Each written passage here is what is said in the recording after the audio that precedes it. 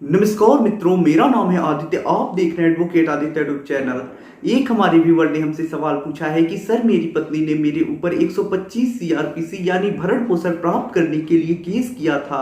मेरी पत्नी ये केस जीत गई और कोर्ट ने मुझे आदेश किया कि मैं अपनी पत्नी को प्रति माह 6,000 रुपए भरण पोषण के रूप में दूं और उसके बाद मैं ये भरण पोषण की राशि अभी दे रहा हूं। अब मैंने अपनी पत्नी के ऊपर डिवोर्स लेने के लिए केस कर दिया है।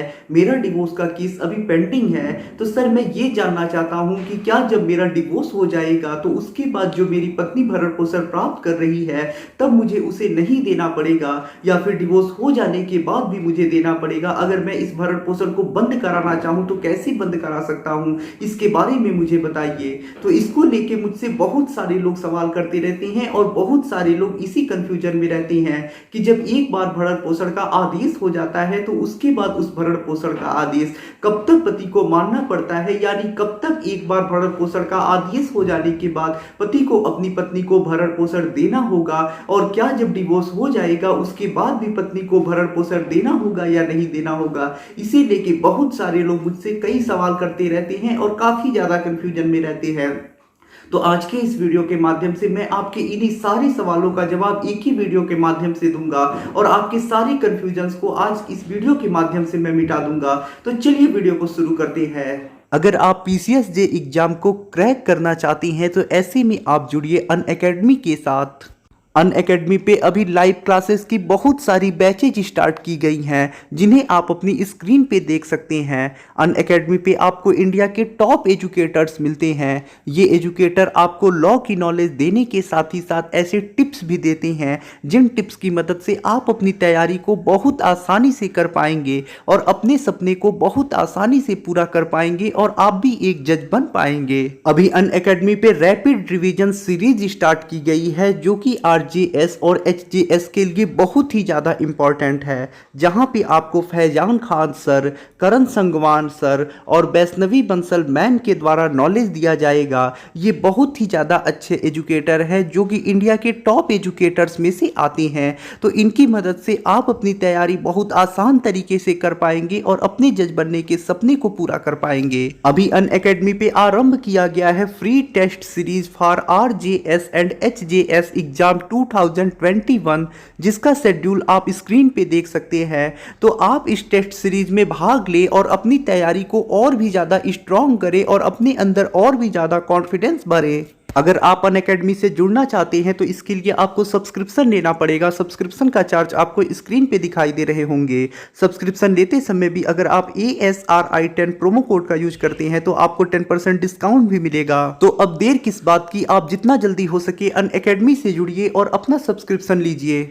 तो अब देखिए, 125 सीआरपीसी जो है उसी में प्रोविजन किया गया है और बताया गया है कि अगर पत्नी से डिवोर्स भी हो जा रहा है तो इसके बाद भी पत्नी को भरण पोषण देना होगा, क्योंकि जो डिवोर्सी वाइफ आपकी होंगी वो भी भरण पोषण प्राप्त करने का अधिकार रखती हैं 125 सीआरपीसी के अंतर्गत। तो अगर आपकी जो पत्नी है उन्होंने 125 सीआरपीसी के अंतर्गत केस किया है, वो केस जीत जा रही है, कोर्ट भरण पोषण का आदेश कर दे रहा है और ऐसे में पति जो है वो डिवोर्स ले भी ले रहा है, तो भी जो पत्नी है वो भरण पोषण प्राप्त करने का अधिकार रखेगी।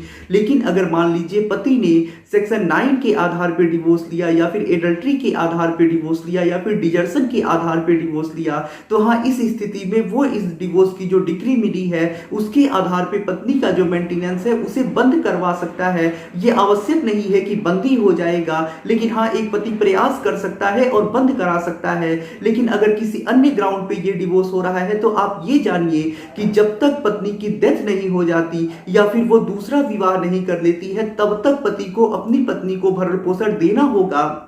यानी जब एक बार भरण पोषण का आदेश हो जाता है तो ऐसा नहीं है कि पति डिवोर्स दे लेगा तो उसके बाद भरण पोषण का आदेश खत्म हो जाएगा और पति को पत्नी को भरण पोषण नहीं देना पड़ेगा। जब तक पत्नी दूसरा विवाह नहीं कर लेती है डिवोर्स के बाद या फिर उसकी डेथ नहीं हो जाती है तब तक जो पति है उसे अपनी पत्नी को भरण पोषण देना होगा। अब मान लीजिए अगर जो पत्नी है वो डिवोर्स होने के 1 साल के बाद ही दूसरा विवाह कर देती है तो ऐसे में 1 साल तक तो भरण पोषण देना ही पड़ेगा। या फिर मान लीजिए लीजिए डिवोर्स हो जाता है, उसके बाद पत्नी की 6 महीने के बाद डेथ हो जाती है, तो ऐसे में सिर्फ 6 ही महीने का भरण पोषण पति को देना पड़ेगा। यानी डिवोर्स के बाद जब तक पत्नी की डेथ नहीं हो जाती या फिर वो दूसरा विवाह नहीं कर लेती है, तब तक पति को अपनी पत्नी को भरण पोषण देना होगा। तो शायद अब आपकी ये कंफ्यूजन मिट गई होगी और आप इसके बारे में डिटेल में जान चुके होंगे और समझ चुके होंगे कि डिवोर्स हो जाने से भरण पोषण के ऊपर कोई ज्यादा असर नहीं पड़ने वाला है। एक डिवोर्सी वाइफ जो है वो भी भरण पोषण पाने का अधिकार रखती है। तो अगर आपका डिवोर्स भी हो जाता है तो ऐसे में भी आपकी पत्नी आपसे भरण पोषण लेती रहेगी तब तक जब तक वो दूसरा विवाह नहीं कर देती या फिर उनकी डेथ नहीं हो जाती, या फिर भरण पोषण बंद कराने का एक और रास्ता होता है। अगर मान लीजिए जब डिवोर्स हो रहा होता है, जैसे म्यूचुअल कंसेंट से पति और पत्नी दोनों डिवोर्स ले रहे होते हैं, तो ऐसी स्थिति में जो पति होता है वो एक मुश्त भरण पोषण ही दे देता है और पत्नी लिख के दे देती है कि मैं भविष्य में कभी भी किसी प्रकार का कोई भरण पोषण की मांग नहीं करूंगी, मैंने एक मुश्त भरण पोषण प्राप्त कर लिया है। तो ऐसी स्थिति में भविष्य में यानी डिवोर्स के बाद पत्नी भरण पोषण की मांग नहीं कर सकती। अगर मांग करती भी है और पति ये जो डिक्री मिली है, ये जो एग्रीमेंट बना है, उसे ले जाके उस केस में लगाता है, तो वहीं पे उसका जो भरण पोषण का केस है वो खारिज कर दिया जाएगा। तो एक यही उपाय होता है कि आपको डिवोर्स जब हो जाता है उसके बाद भरण पोषण नहीं देना पड़ेगा। वैसे नॉर्मली केस में जहां कंटेस्टेड डिवोर्स होता है वहां पे डिवोर्स का और मेंटेनेंस केस का कोई ज्यादा लेना देना नहीं है। डिवोर्स के बाद भी पत्नी आपसे मेंटेनेंस लेती रहेगी। अब आपके बड़ी सामने ये एक बड़ी समस्या है, मान लीजिए कि अगर मान लीजिए डिवोर्स हो जाता है और उसके बाद मान लीजिए भरण पोषण अभी चालू ही है, तो ऐसे में ये कहा गया है कि जब तक पत्नी दूसरा विवाह नहीं कर लेती है तब तक जो है वो पत्नी भरण पोषण लेती रहेगी। तो ऐसे में पति को ये चीज सिद्ध करनी पड़ेगी कि पत्नी ने दूसरा विवाह कर दिया है। अब मान लीजिए पत्नी इस बात को ओपन ही ना करे, वो किसी से बताए ही ना, चुपके से विवाह कर ले और ऐसे में पति को कोई साक्ष्य भी ना मिले, तो ऐसी स्थिति में पत्नी भरण पोषण लेती ही रहेगी। अगर मान लीजिए आपको कहीं से साक्ष्य मिल जाता है और आप भरण पोषण बंद करवाना चाहती हैं, तो ऐसे में आपको सीआरपीसी की धारा 127 के अंतर्गत आवेदन करना होता है। जो पति होगा वो 127 सीआरपीसी के अंतर्गत आवेदन करेगा कि उसकी जो पत्नी थी, जो भरण पोषण ले रही थी, वो उसकी दूसरा विवाह हो चुका है। और जब पति इस चीज को कोर्ट में सिद्ध कर देगा कि पत्नी ने दूसरा विवाह कर लिया है, तो ऐसे में जिस दिन विवाह हुआ होगा उस दिन के बाद आगे से भरण पोषण नहीं देना पड़ेगा।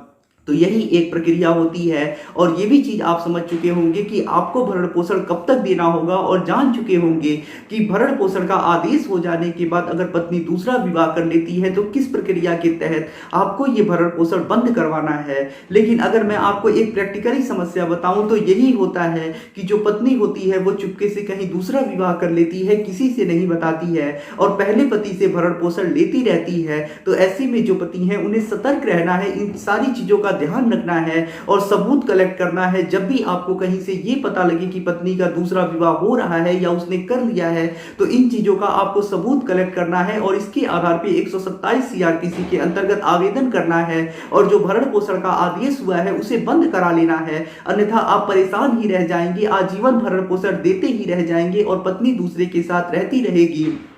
तो ये सारी चीजों को आपको ध्यान रखना है। आशा करता हूं सारी चीजों को आप समझ चुके होंगे और इसको लेके अब आपके मन में कोई कंफ्यूजन नहीं होगा।